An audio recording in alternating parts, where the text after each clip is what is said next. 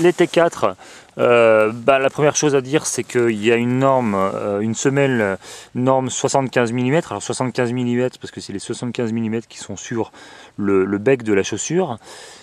Une semelle en vibram crantée qui va permettre de marcher sur la neige, mais aussi de marcher hors des sections de neige pour la marche d'approche par exemple. Donc, la coque plastique qui permet une rigidité du pied dans la chaussure et donc un contrôle optimal des chaussures sur les skis et du coup un contrôle des skis en descente et dans les virages.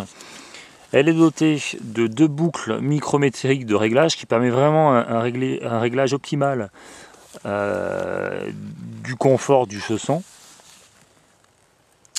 la rigidité de la chaussure et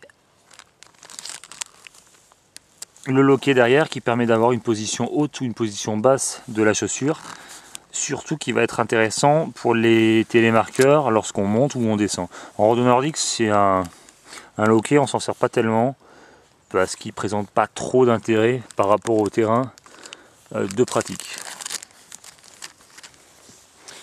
Alors à l'intérieur, si on enlève les boucles, ce qui est intéressant, c'est qu'on voit qu'il y a un chausson interne. Donc les boucles micrométriques. Donc à l'intérieur, il y a le premier système de serrage, les boucles micrométriques, mais derrière il y a un chausson avec un système par lassage. Donc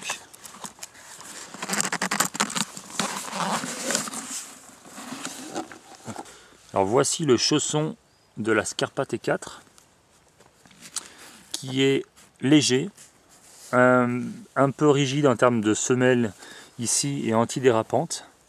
Elle présente plusieurs avantages.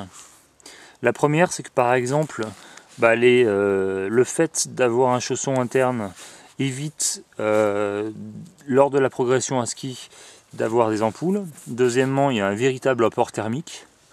Ça va permettre de conserver la chaleur et de protéger les pieds du froid. Le premier système de serrage qui va être le lassage et qui va permettre vraiment d'optimiser, je dirais, le chaussage.